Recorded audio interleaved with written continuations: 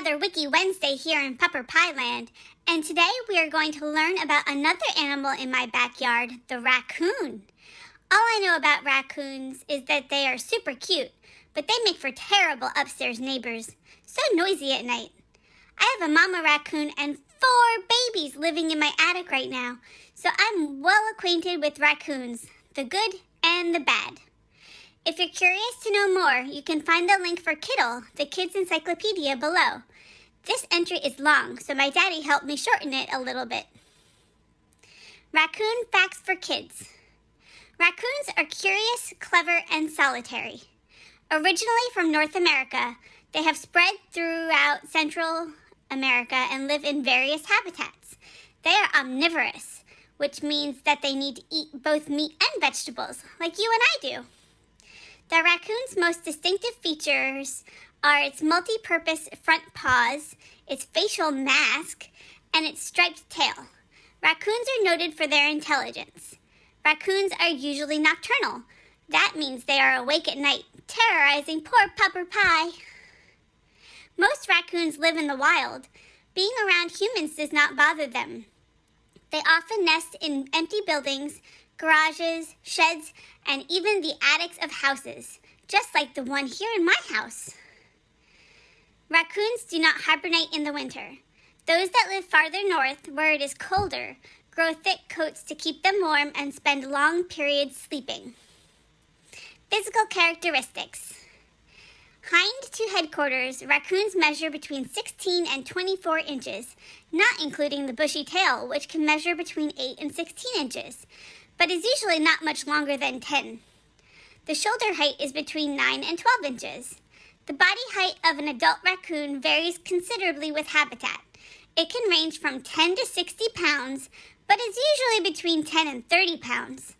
That means they are as long as I am, but almost twice as heavy. Males are usually 15 to 20% heavier than females. At the beginning of winter, a raccoon can weigh twice as much as in spring because of fat storage. The most characteristic physical feature of the raccoon is the area of black fur around the eyes, which contrasts sharply with the surrounding white face coloring. This is reminiscent of a bandit's mask and has thus enhanced the animal's reputation for mischief. The slightly rounded ears are also bordered by white fur. Raccoons are assumed to recognize the facial expression and posture of other members of their species more quickly because of the conspicuous facial coloring and the alternating light and dark rings on the tail. The dark mask may also reduce glare and thus enhance night vision. On other parts of the body, they are usually colored in shades of gray and to a lesser extent brown. The dense underfur, which accounts for almost 90% of the coat, insulates against cold weather. The raccoon can stand on its hind legs to examine objects with its front paws. As raccoons have short legs compared to their compact torso, they are usually not able either to run quickly or jump great distances, which is too bad for them because I love to run. Raccoons can swim and stay in the water for several hours. For climbing down a tree head first, an unusual ability for a mammal of its size, a raccoon rotates its hind feet so they are pointing backwards. Raccoons have a dual cooling system to regulate their temperature. They can sweat like my daddy, and they can pant like me. Senses. The most important sense for the raccoon is the sense of touch. The hypersensitive front paws are protected by a thin, horny layer that becomes pliable when wet. They are able to identify objects before touching them with their sharp, non-retractable claws. The raccoon's paws lack an opposable thumb, thus it does not have the agility of the hands of primates, such as humans.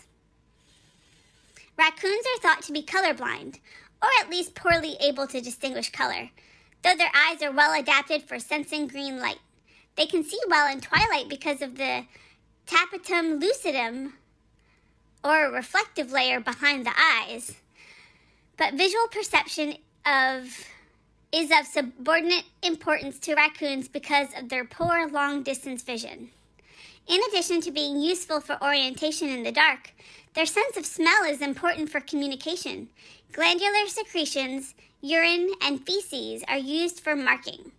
With their broad auditory range, they can perceive quiet noises like those produced by earthworms underground. And I thought my ears were good. Intelligence. Raccoons are said to be clever beasts, and in certain circumstances, their cunning surpasses that of a fox.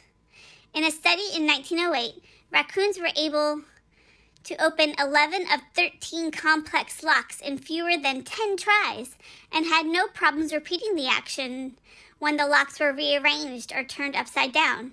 Studies they can remember the solutions to tasks for at least 3 years. Wow, they are smart. Dowsing. One aspect of raccoon behavior is so well known that it gives the animal part of its scientific name, Procea lotor. Lotor is Neo-Latin for washer. In the wild, raccoons are often dabble for underwater food near the shoreline. Then they often pick up the food item with their front paws to examine it and rub the item, giving the appearance of washing it.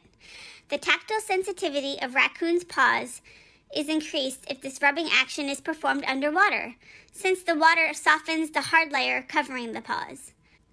However, the behavior observed in captive raccoons in which they carry their food to water to wash or douse it before eating has not been observed in the wild. Captive raccoons douse their food more frequently when a stream is not farther away than 10 feet. Wow, I never realized that raccoons were such clever, unique animals. I think I might like to be friends with a raccoon, if they didn't keep me awake all night long. My mommy and daddy told me to stay away from them, though.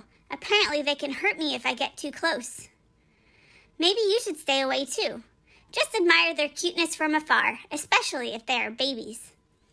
One important thing that this article forgot to mention is that, while raccoons are generally asleep during the day, nursing mothers aren't. Their babies need food at all times of the day, so Mama Raccoon is often out scavenging for food when the other raccoons would be asleep. We see that around our house all the time. So if you witness a raccoon out during the daytime, it doesn't automatically mean danger. She could just be a mama trying to care for her children. Still, both situations mean to stay away. Sick raccoons and territorial mommy raccoons are both very dangerous. Thanks for hanging out with me today, and be sure to join me on Friday for the final chapter of our ongoing book, Pep, the Story of a Brave Dog. See you then! Bye!